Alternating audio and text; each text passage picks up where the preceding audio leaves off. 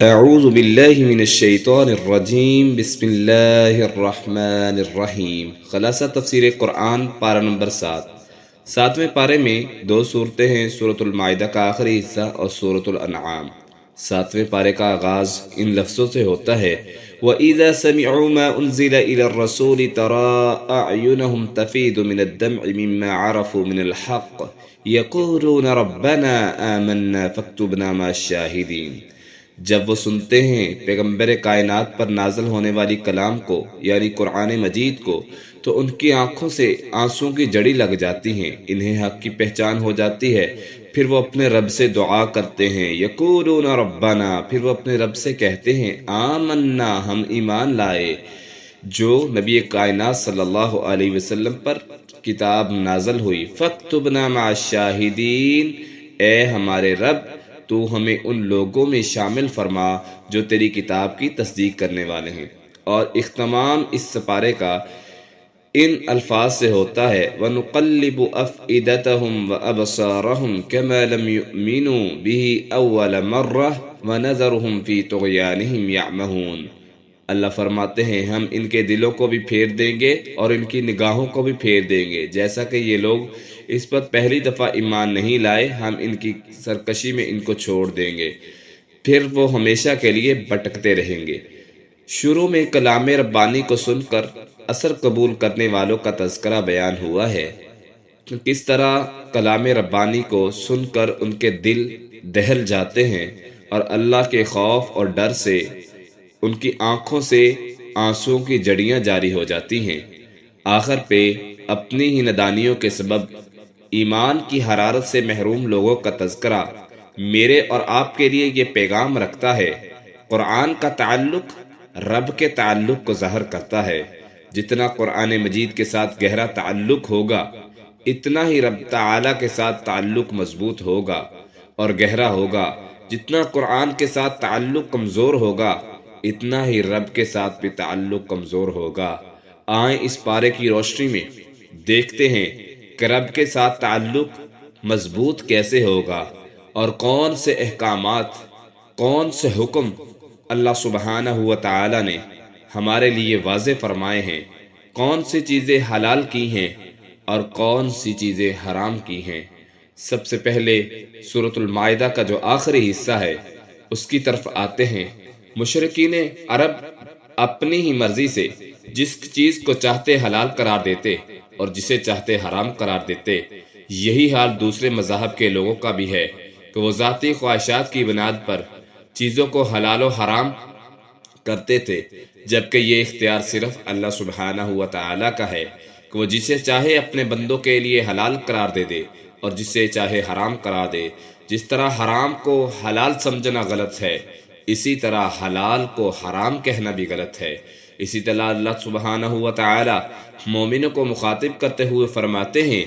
اس سورہ مبارک میں یا ایھا الذین آمنوا لا تحرموا طیبات ما احل اللہ لکم ولا تعتدوا ان اللہ لا يحب المعتدین وکلوا مما رزقکم اللہ حلالا طیبا واتقوا اللہ الذی انتم به مؤمنون۔ اے لوگو جو ایمان لائے ہو وہ پاکیزہ چیزیں حرام مت ٹھہراؤ جو اللہ نے تمہارے لیے حلال کی ہیں، اور حد سے تجاوز نہ کرو، بے شک اللہ حد سے بڑھنے والوں سے محبت نہیں کرتا۔ اللہ تعالیٰ نے تمہیں جو کچھ دیا ہے اس میں سے حلال طیب کھاؤ اور اللہ سے ڈرتے رہو جس پر تم ایمان رکھنے والے ہو۔ اسی طرح اس سورہ مبارک میں اللہ سبحانہ و تعالیٰ نے قسم توڑنے والوں کا کفارہ بیان کیا ہے۔ اللہ کی قسم اٹھانا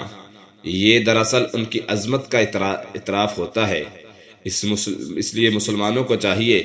کہ اگر وہ اللہ کی قسم اٹھائیں تو اسے پورا کریں، لیکن اس کا یہ معنی بھی نہیں کہ قسم اٹھانے کی وجہ سے مسلمان کا کوئی نقصان ہو جائے کہ اب قسم اٹھائی ہے اسے پورا کرنا لازم ہے۔ اللہ تعالیٰ نے اپنے بندوں پر رحم کرتے ہوئے نقصان سے بچنے کے لیے قسم کو توڑنے کی اجازت دی ہے، لیکن اپنی عظمت کو برقرار رکھنے کے لیے قسم توڑنے کا کفارہ مقرر کیا ہے۔ اللہ قرآن مجید میں اسی سورہ مبارک میں فرماتے ہیں لا يؤاخذكم الله باللغو في ايمانكم ولكن يؤاخذكم بما عقدتم الإيمان فكفارته إطعام 10 مساكين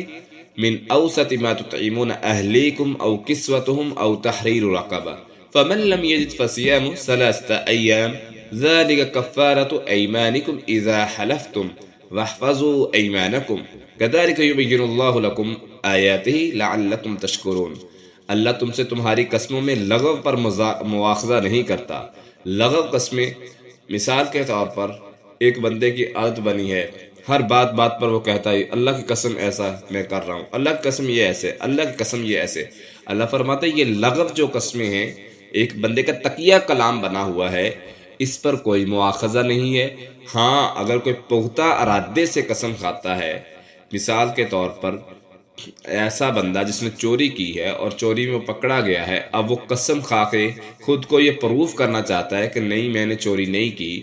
پختہ قسم کھاتا ہے، تو اللہ تعالیٰ فرماتے ہیں جو تم نے پختہ ارادے سے قسمیں کھائی ہیں اور وہ جھوٹی قسم کھا رہا ہے تو یہ بہت بڑا گناہ ہے۔ البتہ جو انسان کسی کام کی نیت سے پختہ قسم ارادے سے کرتا ہے کھاتا ہے تو اب وہ قسم پوری نہیں کر سکا۔ مثال کے طور پہ ایک بندہ قسم کھاتا ہے کہ اللہ کی قسم میں 100 نفل پڑھوں گا، اب 100 نفل اس سے پڑھے نہیں جا رہے، وہ قسم کو پورا نہیں کر پا رہا، تو اس کے لیے اللہ نے کچھ کفارے رکھے ہیں تاکہ اللہ کی ذات کی قسم اس نے اٹھائی ہے، اللہ کی ذات کی عظمت اتنی بڑی ہے، اب اس عظمت کو برقرار رکھنے کے لیے، اس شان کو برقرار رکھنے کے لیے کچھ کفارے مقرر کیے ہیں۔ ان میں سے پہلا یہ ہے کہ 10 مسکینوں کو کھانا کھلائے اگر وہ قسم پوری نہیں کر پا رہا، درمیانے درجے کا، جس طرح وہ خود کھاتا ہے اس طرح کا کھانا کھلا دے 10 مسکینوں کو، یا پھر وہ کپڑے پہنا دے، یا پھر کسی غلام کو آزاد کروا دے، یا ان تینوں صورتوں میں کوئی کام نہیں کر سکتا، اس کے پاس اتنی طاقت نہیں ہے کہ وہ مسکینوں کو کھانا کھلائے یا ان کو کپڑے لے کے دے یا غلام آزاد کر دے، کسی چیز کی طاقت نہیں ہے، تو تیسری صورت جو چوتھی صورت یہ ہے کہ اس کفارے کے بدلے میں 3 روزے رکھے گا۔ یہ تمہاری قسموں کا کفارہ ہے، جو تم قسم کھا لو اپنی قسموں کی حفاظت کرو۔ اس طرح اللہ لیے تمہارے آیات اپنی تمہارے لیے کھول کھول کر بیان کرتا ہے تاکہ تم شکر کرو۔ اسی طرح اللہ سبحانہ و تعالی نے مسلم معاشرے کی اصلاح کے لیے کچھ قوانین اور کچھ اخلاقی پاکیزگیاں ان کو عطا کی ہیں اور کچھ حرام کاموں سے منع فرمایا ہے۔ ان میں سے یہ ہے حرام کام جو ہے شراب، جوا اور تیروں سے قسمت معلوم کرنا، شیطانی اعمال ہیں اور گندگی ہے یہ، لہٰذا یہ حرام ہے۔ اللہ تعالیٰ فرماتے ہیں یا ایھا الذین آمنوا انما الخمر والمیسر والانصاب والازلام رجس من عمل الشیطان فاجتنبوہ لعلکم تفلحون۔ اے لوگو جو ایمان لائے ہو، شراب اور جوا اور شرک کے لیے نصب کردہ چیزیں اور فال کے ساتھ، یعنی جو تیر نکالتے تھے کہ تیر نکال کر دیکھتے تھے کہ یہ میرے لیے کام صحیح ہے، فال نکالتے تھے، تو اللہ تعالیٰ فرماتا ہے یہ شیطانی کام ہے، سو اس سے بچو، اس سے بچو گے تو تم فلاح پاؤ گے۔ شیطان تو یہی چاہتا ہے کہ شراب اور جوئے کے ذریعے تمہارے درمیان دشمنی اور بغض ڈالے اور تمہیں اللہ کے ذکر سے دور کر دے، نماز سے روک دے، تو تم کیا باز آنے والے نہیں ہو؟ یعنی شیطان کی یہ کوشش ہے کہ وہ غلط کام کروا کے، ناپسندیدہ کام کروا کے اپنی طرف لے جائے۔ اللہ فرماتے ہیں تم اس سے باز آ جاؤ۔ اسی طرح سورۃ المائدہ کا جو ہم پڑھ رہے ہیں اس کا معنی ہی یہ ہے کہ وہ سورت جس میں کھانے پینے کا تذکرہ ہے، اس لیے اس سورت میں حلال و حرام کے بہت سارے احکام بیان فرمائے گئے ہیں۔ مثلا احرام کی حالت میں خشکی کے جانور کا شکار کرنا حرام ہے، جبکہ سمندری جانور کا شکار حلال ہے، جائز ہے، جیسا کہ اللہ تعالیٰ فرماتے ہیں یا ایھا الذین آمنوا لا تقتلوا الصید وانتم حرم ومن قتلہ منکم متعمدا فجزاء مثل ما قتل من النعم۔ اے لوگو جو ایمان لائے ہو، شکار کو مت قتل کرو اس حال میں کہ تم احرام والے ہو۔ پچھلے پارے میں ہم پڑھ چکے ہیں کہ احرام کی حالت میں شکار کرنا ناجائز ہے، تو اللہ تعالیٰ فرماتے ہیں جو جان بوجھ کر قتل کرے گا تو چپاہوں میں سے اس کا مثل بدلہ ہے جو اس نے قتل کیا، جس کا فیصلہ تم میں سے 2 انصاف کرنے والے کریں گے، بطور قربانی یعنی بطور جرمانہ اس کو یہ کعبے میں پہنچنے والی یہ قربانی کرے گا جو اس نے یہ گناہ کیا ہے کہ احرام کی حالت میں ممنوع کام کو اس نے حلال سمجھتے ہوئے شکار کیا ہے، تو اللہ تعالیٰ نے بطور دم کے طور پر، جرمانے کے طور پر قربانی کرنے کا، جانور ذبح کرنے کا حکم دیا ہے، اور یہ ادھر ہی کرے گا، مکہ میں ہی کرے گا، پاکستان آ کے یا دوسری اسٹیٹ میں جا کے نہیں کرے گا، وہاں ہی اس کو وہ قربانی کرنی ہوگی۔ یا پھر اللہ فرماتے ہیں کفارہ ہے،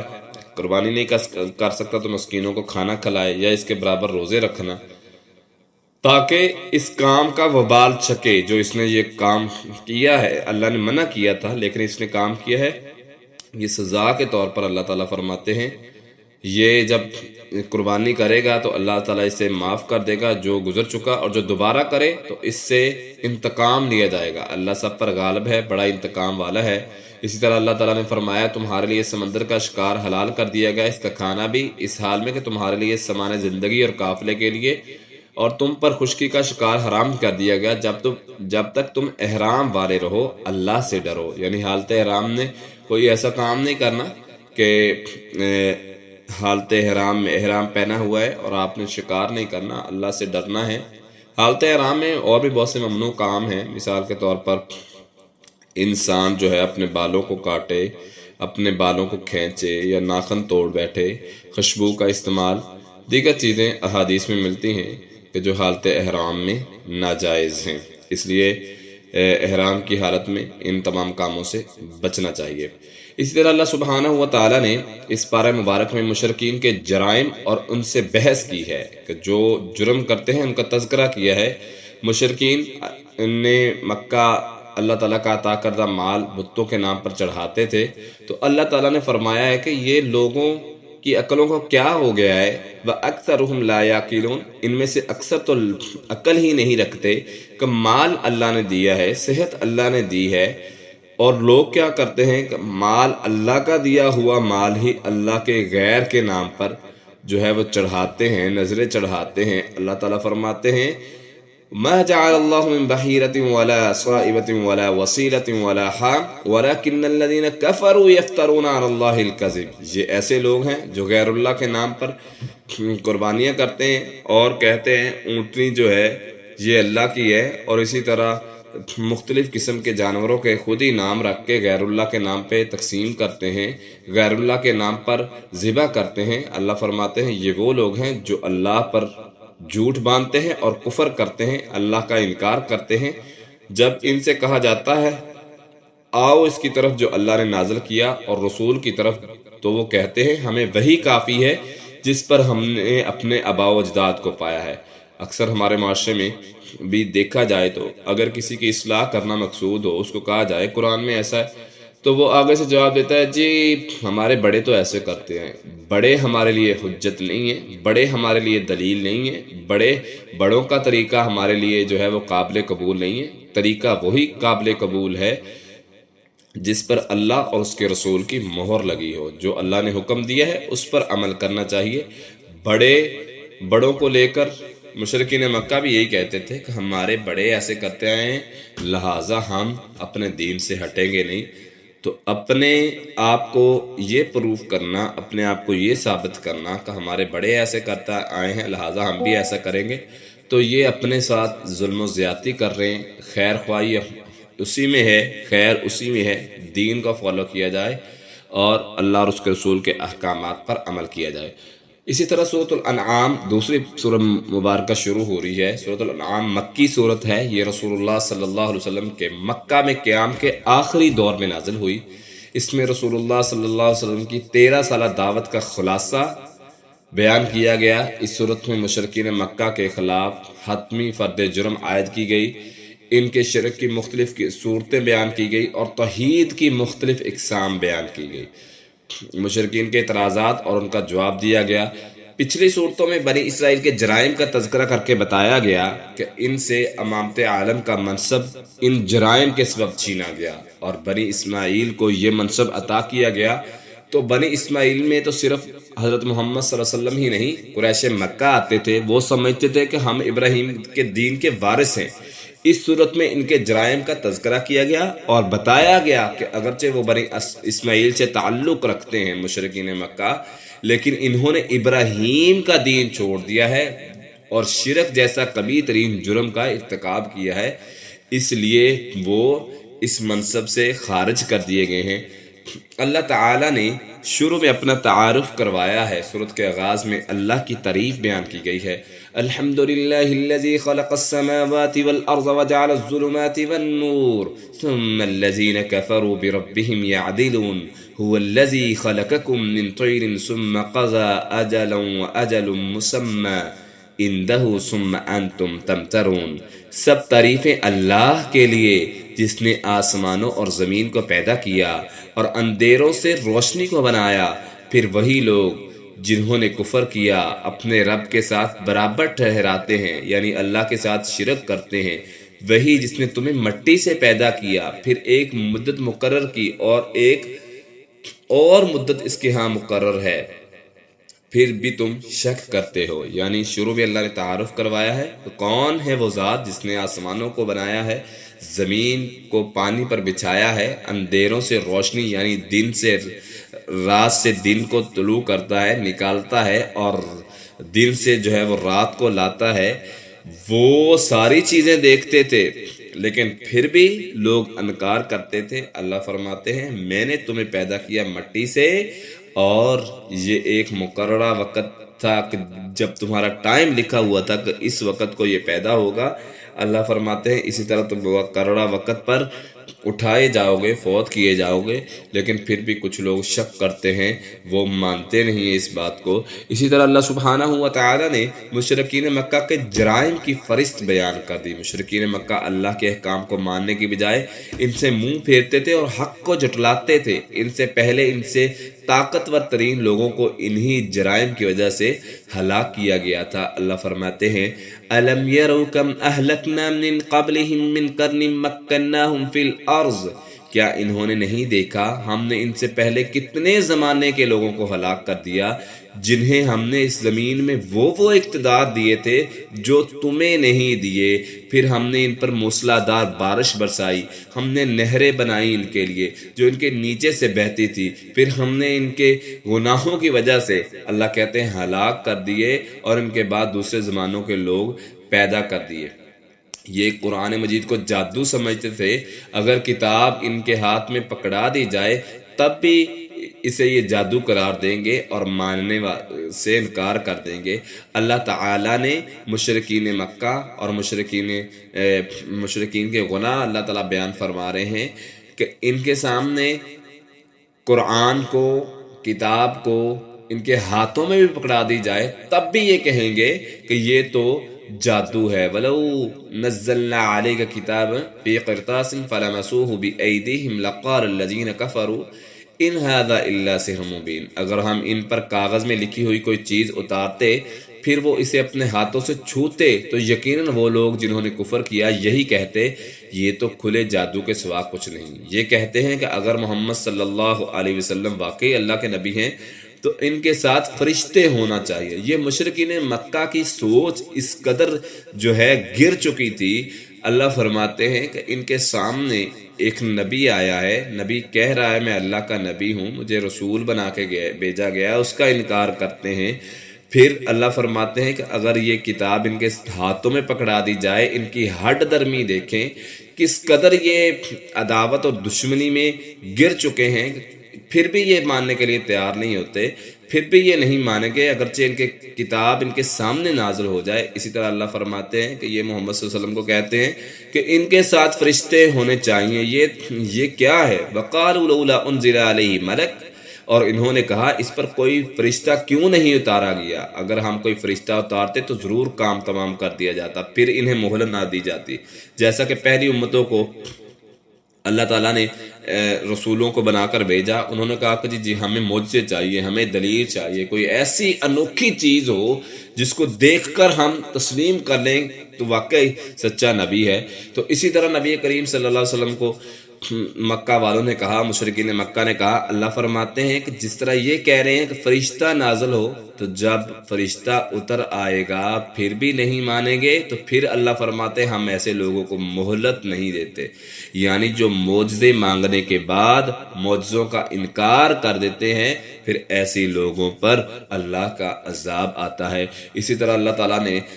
ان کے اور بھی گناہ بیان فرمائے ہیں۔ یہ لوگ اللہ کے انبیاء کا مذاق اڑاتے ہیں تو انہیں یاد رکھنا چاہیے یہ مذاق انہیں گھیر لے گا۔ اللہ فرماتے ہیں وَلَقَدِ اسْتُهْزِئَ بِرُسُلٍ مِّن قَبْلِكَ فَحَاقَ بِالَّذِينَ سَخِرُوا مِنْهُم مَّا كَانُوا بِهِ يَسْتَهْزِئُونَ۔ بلا شبہ یقیناً تجھ سے پہلے کئی رسولوں کا مذاق اڑایا گیا تو ان لوگوں کو جنہوں نے ان میں سے مذاق اڑایا تھا اسی چیز نے گھیر لیا جس کا وہ مذاق اڑاتے تھے، یعنی مذاق کی وجہ سے نبیوں کا وہ مذاق اڑاتے تھے اور اللہ نے اس مذاق کی وجہ سے ان کو عذاب میں مبتلا کر دیا۔ اچانک عذاب آیا اور یہ اس عذاب میں دنسا دیے گئے۔ یہ لوگ آخرت کا انکار کرتے ہیں۔ فرمایا قُل لِّمَن مَّا فِي السَّمَاوَاتِ وَالْأَرْضِ قُلِ اللَّهُ كَتَبَ عَلَىٰ نَفْسِهِ الرَّحْمَةَ لَيَجْمَعَنَّكُمْ إِلَىٰ يَوْمِ الْقِيَامَةِ لَا رَيْبَ فِيهِ الَّذِينَ خَسِرُوا أَنفُسَهُمْ فَهُمْ لَا يُؤْمِنُونَ۔ کس کا ہے آسمان جو کچھ آسمانوں میں ہے، یعنی نبی کریم صلی اللہ علیہ وسلم کو کہا جا رہا ہے کہ آپ ان سے سوال کیجئے جو زمین و آسمان میں کس کا ہے، تو وہ جواب میں دیں گے اللہ کا ہے۔ اللہ تعالیٰ فرماتے ہیں آپ تعارف کروائیے جو کچھ زمین و آسمان میں ہے وہ اللہ کا ہے، اس نے اپنے آپ پر رحم کرنا لکھ دیا ہے، یعنی اللہ کی رحمت کی بدولت تھی آج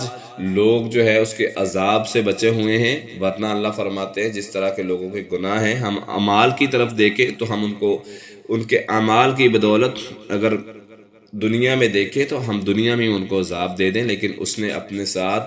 رحمت لکھ لیا ہے، رحمان ہے، وہ رحم کرنے والا ہے۔ اللہ فرماتے ہیں لَيَجْمَعَنَّكُمْ إِلَىٰ يَوْمِ الْقِيَامَةِ لَا رَيْبَ فِيهِ، البتہ قیامت کے دن ہم ان کو ضرور اکٹھا کریں گے جو اللہ کی آیات کا انکار کرتے ہیں اور مذاق اڑاتے ہیں، وہی لوگ ہیں جو خسارہ پانے والے ہیں۔ یہ لوگ جو ایمان نہیں لاتے تو یہ خسارہ پانے والے ہیں اور قیامت کے دن ذلت و رسوائی ان کا مقدر بنے گی اور یہ لوگ آگ میں ڈالے جائیں گے۔ اللہ تعالیٰ فرماتے ہیں اسی سورہ مبارک میں قیامت کے دن ان کی حالت کیا ہوگی۔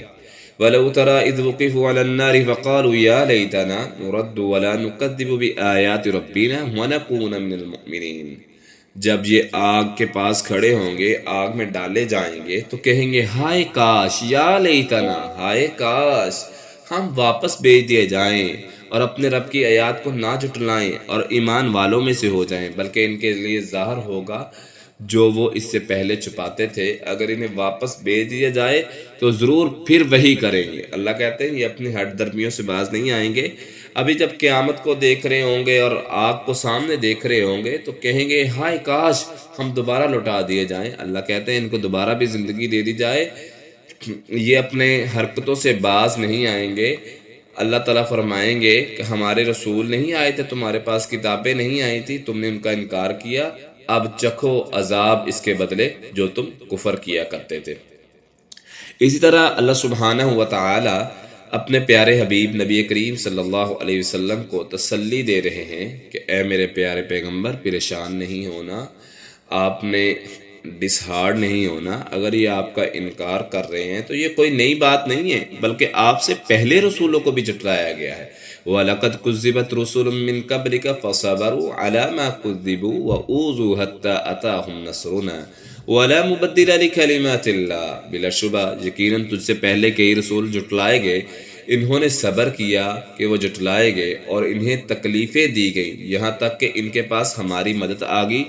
اور کوئی اللہ کی باتوں کو بدلنے والا نہیں۔ یعنی جب انبیاء کو جھٹلایا گیا، یہاں پر ہی بس نہیں کی، انہوں نے جھٹلایا اور پھر انبیاء کو تکلیفیں دی۔ اللہ کہتے ہیں انبیاء کرام نے صبر کیا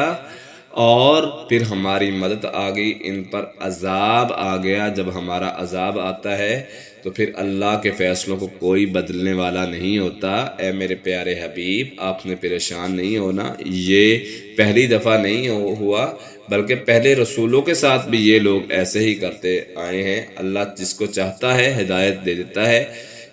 بس آپ نے ان کی باتوں سے پریشان نہیں ہونا، یہ لوگ جاہل ہیں۔ نبی کریم صلی اللہ علیہ وسلم کو تسلی دی جا رہی ہے۔ اسی طرح آپ ان کی دنیاوی خوشحالی سے یہ نہ سمجھ لیں کہ ہم ان سے خوش ہیں، بلکہ ہمارے پکڑنے کا یہی طریقہ ہے، ہم پہلے خوشحالی دیتے ہیں پھر اچانک پکڑ لیتے ہیں۔ تو اس آیت مبارکہ میں ہمارے لیے بھی سبق ہے کہ بہت سے لوگ ایسے ہوتے ہیں جو باغی ہیں، سرکش ہیں اور دین سے بغاوت کرنے والے دین سے دور ہیں، لیکن ان پر نعمتوں کی فراوانی ہوتی ہے، بڑی ان کی لائف جو ہے سیٹل ہوتی ہے، خوشحال ہوتی ہے۔ تو اللہ تعالیٰ فرما رہے ہیں کہ فَلَمَّا نَسُوا مَا ذُكِّرُوا بِهِ فَتَحْنَا عَلَيْهِمْ أَبْوَابَ كُلِّ شَيْءٍ، پھر جب وہ اس کو بھول گئے جس کی انہیں نصیحت کی گئی تھی تو ہم نے ان پر ہر چیز کے دروازے کھول دیے۔ یعنی وہ کتاب اللہ کو بھول گئے، رسول اللہ صلی اللہ علیہ وسلم کو بھول گئے، آپ کے فرامین کا ان کو انکار کیا، کتاب اللہ کا انکار کیا، تو اللہ فرماتے ہیں پھر ہم نے کیا کیا، دنیا میں ہم نے ان کو ان کا حصہ دینا چاہا، ہر چیز کے دروازے کھول دیے، جہاں تک کہ جب وہ ان چیزوں کے ساتھ خوش ہو گئے جو انہیں دی گئی تھی، ہم نے انہیں اچانک پکڑ لیا، تو اچانک وہ نا امید تھے تو ان لوگوں کی جڑ کاٹ دی جنہوں نے ظلم کیا تھا۔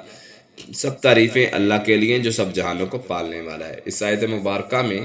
اللہ تعالیٰ نے جو پیغام ہمارے لیے رکھا ہے کہ اگر کسی کے پاس دنیاوی آسائشیں موجود ہیں، خوشحال ہے اور وہ سرکش بھی ہے، دین سے دور بھی ہے، نعمتیں بڑی آئی ہیں، اللہ فرماتے ہیں یہ ہمارے پکڑنے کا ایک طریقہ ہے، ہماری سزا کا ایک طریقہ ہے کہ ہم اس کو اتنی چیزیں عطا کر دیتے ہیں، ہر چیز کے دروازے کھول دیے جاتے ہیں، جب وہ اس میں مشغول ہو جاتا ہے پھر ہم اس کو اچانک پکڑتے ہیں، یہ ہمارے عذاب کی صورت ہے۔ اس لیے اگر کسی کے پاس فرامانیاں ہیں، کسی کے پاس آسائشیں ہیں، تو اس کو دیکھ کے اتنا زیادہ خوش نہیں ہونا چاہیے، بلکہ یہ بھی اللہ کے عذاب کا ایک طریقہ ہے اگر وہ دین سے دور ہے۔ اسی طرح عذاب الہی کی مختلف صورتیں اللہ تعالیٰ نے قرآن مجید میں بیان فرمائی ہیں۔ پہلی قوموں کا تذکرہ کیا، اللہ تعالیٰ نافرمان قوموں پر مختلف صورتوں میں عذاب بھیجتا ہے۔ قُلْ هُوَ الْقَادِرُ عَلَىٰ أَن يَبْعَثَ عَلَيْكُمْ عَذَابًا مِّن فَوْقِكُمْ أَوْ مِن تَحْتِ أَرْجُلِكُمْ أَوْ يَلْبِسَكُمْ شِيَعًا، کہہ دیجئے وہی اللہ قادر ہے جب تم پر عذاب ڈالتا ہے، جب کسی قوم پر اس کی ناشکری کی وجہ سے، انبیاء کا انکار کرنے کی وجہ سے، آیات قرآنی کا انکار کرنے کی وجہ سے، اللہ تعالیٰ فرماتے ہیں ہمارے عذاب کی مختلف صورتیں ہیں۔ پہلی کون سی صورت ہے؟ عذاب من فوقکم، آسمان سے عذاب آتا ہے، وہ بارش کی صورت میں ہو، وہ آندھی طوفان کی صورت میں ہو، وہ کسی بھی صورت میں ہو سکتا ہے، وہ بجلی کی صورت میں ہو، یہ اللہ کے عذاب کی صورتیں ہیں۔ اللہ تعالیٰ فرماتے ہیں ہم آسمان سے، پہلی امتوں پر عذابات آئے، اللہ تعالیٰ نے ایسے ایسے عذاب بھیجے ان کے گناہوں کی وجہ سے، انبیاء کا انکار کرنے کی وجہ سے، معجزوں کا انکار کرنے کی وجہ سے، اللہ نے آسمانوں سے ایسے عذاب بھیجے کہ بعض بستیاں جو ہے وہ الٹا دی گئی اور بعض پر نکیلے پتھروں کی بارش کی گئی، اور ان پتھروں کے لگنے کی وجہ سے ان کو جو ہے وہ رجم کر دیا گیا اور ان پر یہ عذاب آیا۔ اللہ فرماتے ہیں یا تمہارے پاؤں کے نیچے سے بھی ہم عذاب دیتے ہیں۔ آپ نے سنا ہوگا کہ زمین ہلی اور پوری کی پوری بستی جو ہے وہ اس میں دنسا دی گئی، العیاذ باللہ۔ اللہ تعالیٰ ہم سب کو محفوظ فرمائے، اللہ تعالیٰ ہم سب کو عذاب الہی سے محفوظ فرمائے اور ہماری دنیا آخرت بہتر فرمائے۔ اللہ فرماتے ہیں یہ ہمارے عذاب کی صورت ہے، یا پھر مختلف گروہ بنا کر گتھم گتا کر دے، تمہارے بعض کو بعض کی لڑائی کا مزہ چکھائے۔ دیکھ ہم کیسے آیات کو پھیر پھیر کر بیان کرتے ہیں تاکہ وہ سمجھ آئے، یعنی آپس میں لڑائی جھگڑا اور معاملات کا خراب ہونا، مختلف گروہوں کا آپس میں لڑنا اور لڑنے کی وجہ سے ایک دوسرے کے قتل و غارت ہو جاتے ہیں، یہ بھی ایک عذاب کی صورت ہے جو اللہ تعالیٰ نے قرآن مجید میں بیان فرمائی۔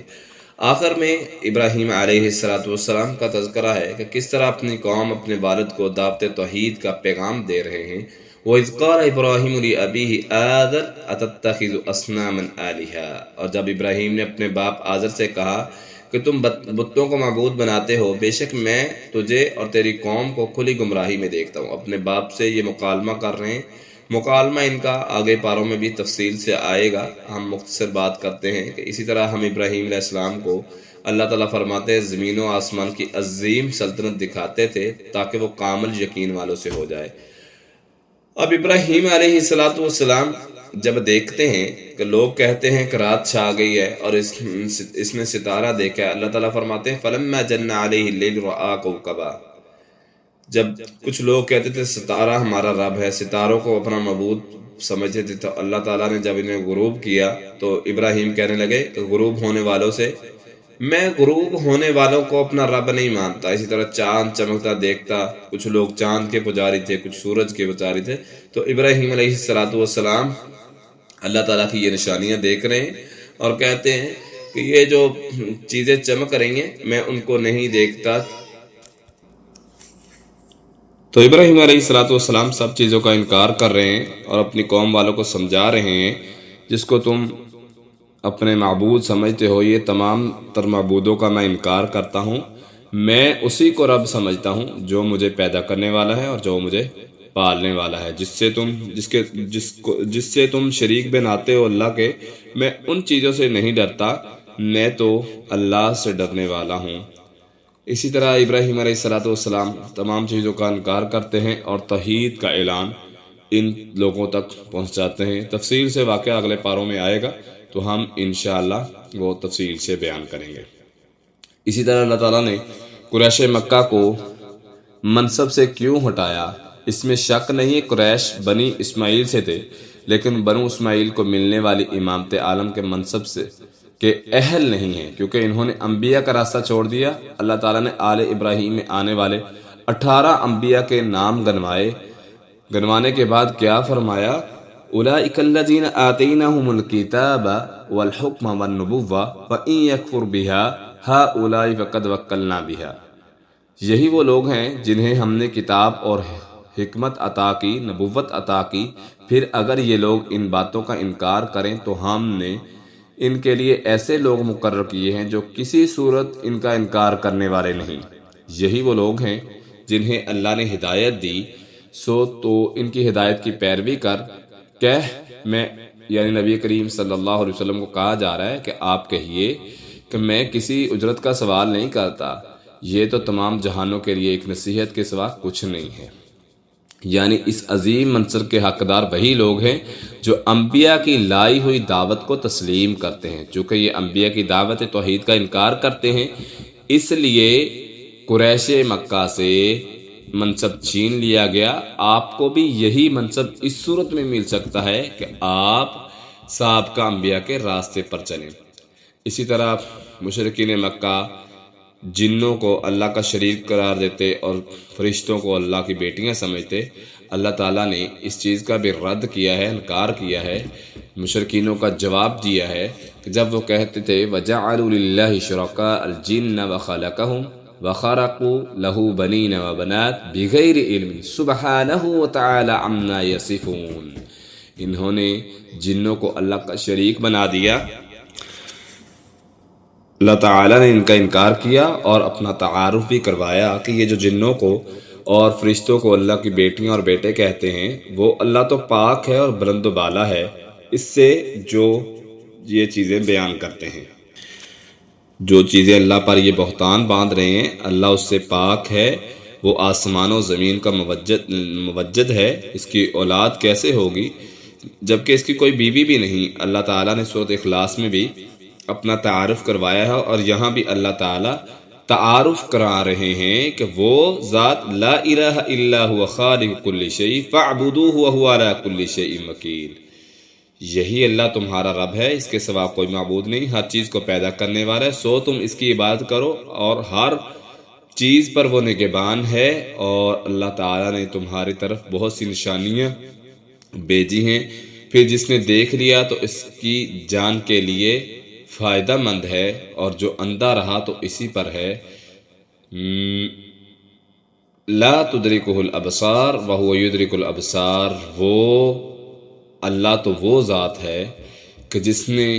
ہر چیز کا احاطہ کیا ہوا ہے، وہ ہر چیز کو دیکھ سکتا ہے، وہ بریک سے بریک چیز کی خبر رکھنے والا ہے۔ اللہ تعالیٰ فرماتے ہیں کہ تم اللہ کی نشانیوں کو دیکھو جو اس نے تمہاری طرف بھیجی ہیں، اور اس کی آیات کا انکار نہ کرو۔ جو آیات کا انکار کرتا ہے، جو اندھا رہا یعنی آیات سے، قرآن آیات کا انکار کر کے اندھا رہا، اللہ تعالیٰ فرماتے ہیں تو ایسے شخص پر کوئی محافظ نہیں۔ اے میرے نبی، تم بھی اس شخص کو ہدایت نہیں دے سکتے جس کو اللہ ہدایت نہ دے، یعنی ان کی ہٹ درمیوں کی وجہ سے، ان کے انکار کی وجہ سے یہ لوگ ہدایت سے محروم کر دیے گئے۔ آخری حصے میں اللہ تعالیٰ نے ایک پیغام دیا ہے مشرکین کے جھوٹے معبودوں کو گالی دینے کی ممانعت۔ مشرکین جن کو اللہ کا شریک مناتے تھے، اس میں کوئی شک نہیں کہ وہ سب جھوٹے ہیں، اس کے باوجود مسلمانوں کو چاہیے کہ انہیں چڑھانے کے لیے ان کے جھوٹے معبودوں کو گالی نہ دیں۔ وَلَا تَسُبُّوا الَّذِينَ يَدْعُونَ مِن دُونِ اللَّهِ فَيَسُبُّوا اللَّهَ عَدْوًا بِغَيْرِ عِلْمٍ، اللہ تعالیٰ فرماتے ہیں کہ یہ لوگ ان کے شریکوں کو، یہ جو مشرکین ہیں ان کے شریکوں کو گالی نہ دو. کیوں؟ کیونکہ وہ زیادتی کرتے ہوئے پھر نہ جانتے ہوئے اللہ کو گالی دیں گے. اس طرح ہم نے ہر امت کے لیے ان کے عمل کو مزین کر دیا، پھر ان کے رب ہی کی طرف ان کا لوٹنا ہے تو وہ انہیں بتائے گا جو کچھ وہ کرتے رہے ہیں. اس آیت کی بنیاد پر رسول اللہ صلی اللہ علیہ وسلم نے فرمایا من الکبائر، کبیرہ گناہوں میں سے یہ ہے کہ آدمی اپنے والدین کو گالی دے. صحابہ نے کہا اے اللہ کے رسول، کیا آدمی اپنے والدین کو بھی گالی دے سکتا ہے؟ آپ نے فرمایا ہاں، وہ ایسے دیتا ہے کہ وہ کسی کے باپ کو گالی دے گا تو نتیجے میں اس کے باپ کو گالی دی جائے گی. تو اس کا مطلب یہ ہے کہ مسلمان کے لیے جائز نہیں ہے کہ وہ کسی دوسرے کو گالی دے. سورۃ مائدہ اور انعام میں آپ کے سامنے میں نے خلاصہ پیش کیا، یہی چیزیں بیان ہوئی ہیں. کون سی چیزیں جن سے اللہ نے منع کیا ہے اور کون سی ایسی چیزیں جس کو اللہ تعالیٰ نے ہمارے لیے حلال کیا ہے. تو حلال کو حرام کر دینا یہ بھی جائز نہیں ہے، اور حرام کو اپنے اوپر حلال کر کے سمجھنا اور حلال کر کے کہ یہ میرے لیے حلال ہے یہ بھی جائز نہیں ہے. الہ العالمین ہم سب کو سمجھ کر عمل کرنے کی توفیق عطا فرمائے.